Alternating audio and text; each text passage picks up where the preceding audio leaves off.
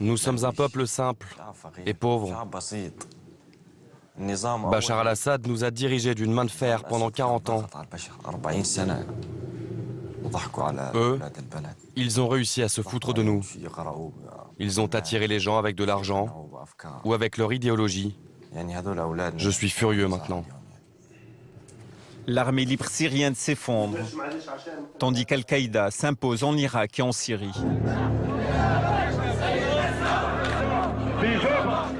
C'est une rivalité en 2013 entre deux chefs de guerre d'Al-Qaïda qui va faire naître un nouveau groupe, l'État islamique.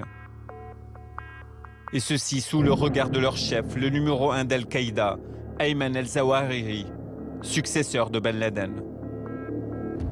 Ces deux lieutenants s'opposent. Le premier, Mohamed al-Joulani, le dirigeant d'Al-Qaïda en Syrie. Le second, Abu Bakr al-Baghdadi.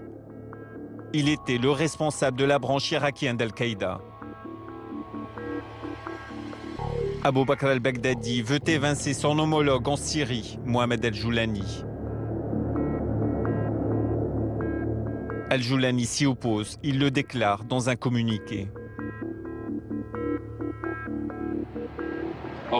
Moi, le chef de Jabhat al-Nusra, je réitère mon allégeance au chef d'Al-Qaïda, al-Zawahiri, que Dieu le garde.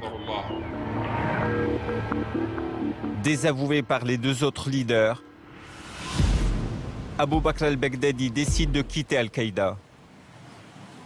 Il choisit l'indépendance et s'autoproclame l'émir des croyants. C'est donc en mars 2013 qu'al-Baghdadi déclare la naissance du groupe État islamique. Écoutez-moi, mes frères. D'après la loi divine, il n'y aura sur cette terre que ce qui est écrit par Dieu.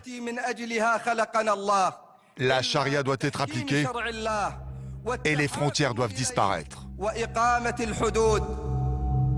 Un nouveau drapeau est né. Il le plante entre l'Irak et la Syrie. Mais qui est Abu Bakr al-Baghdadi, qui s'est émancipé d'Al-Qaïda avant de défier le monde? Pour répondre à cette question, direction l'Irak. Et voici le seul homme à oser m'aider à pénétrer dans la ville natale de l'émir du groupe État islamique. Tu veux en savoir plus sur al-Baghdadi? Oui. Samara est bien sa ville natale? Oui, bien sûr. Abu Bakr al-Baghdadi est né à Samara. Son vrai nom est Ibrahim Awad Ibrahim de Samara. C'est donc ça son vrai nom?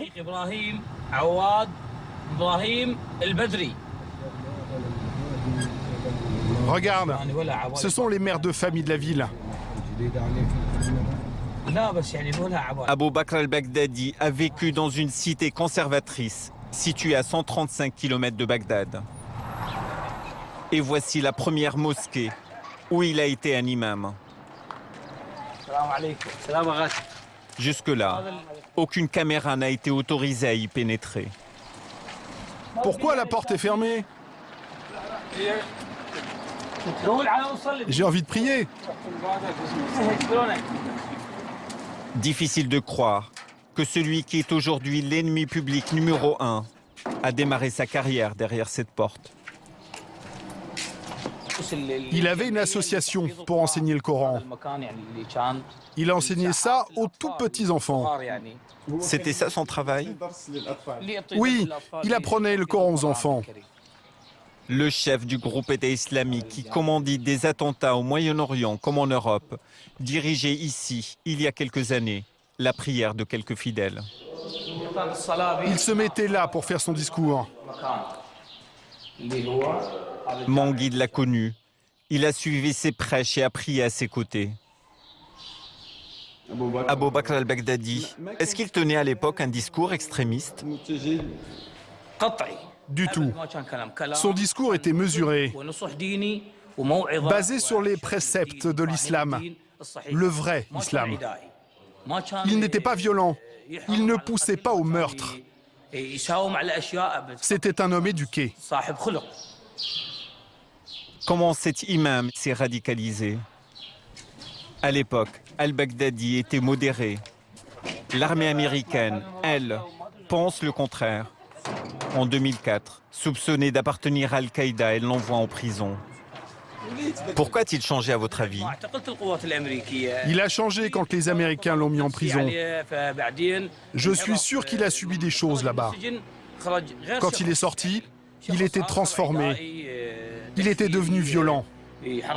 Un extrémiste qui pousse au crime. Vous savez très bien tout ce qui se fait en Irak, en Libye, au Yémen. Ce que fait Daesh. La famille d'Abou Bakr al-Baghdadi vit encore dans cette ville.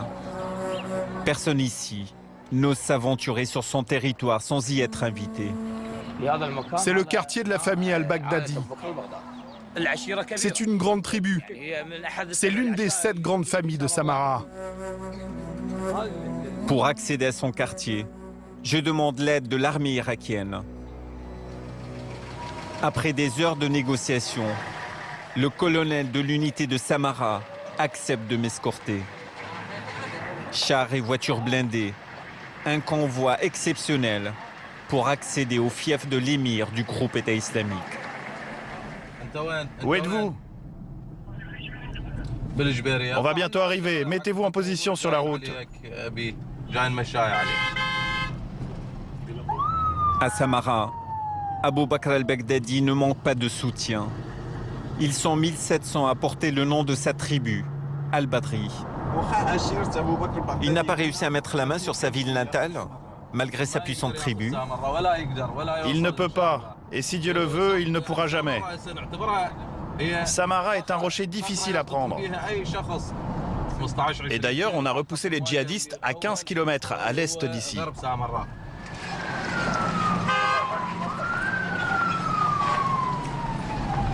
Nous sommes maintenant dans le quartier de l'assassin al-Baghdadi.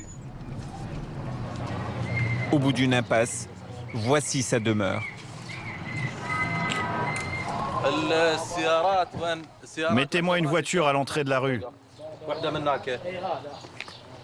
Et postez-vous sur le toit. Allez, on y va. La maison lui appartient toujours. Et curieusement, ce sont des réfugiés irakiens qui y habitent. Tu sais chez qui tu habites? Chez Abou Bakr al-Baghdadi. Et vous êtes d'où? On est des réfugiés de la région.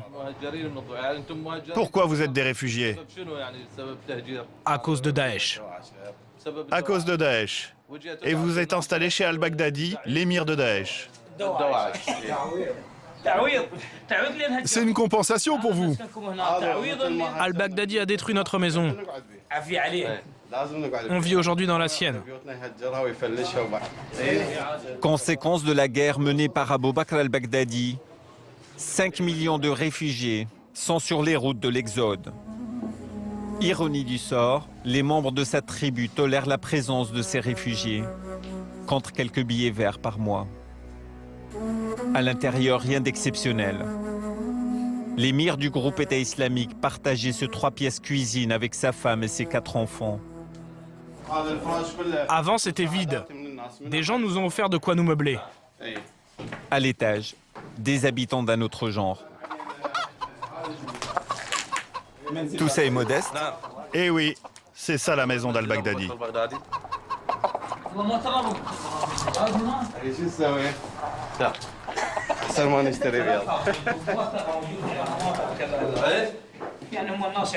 Un imam de quartier devenu en quelques années l'un des hommes les plus dangereux du monde.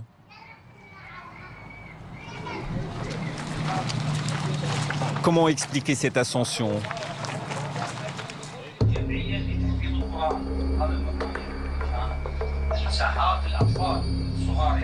Abou Bakr al-Baghdadi a été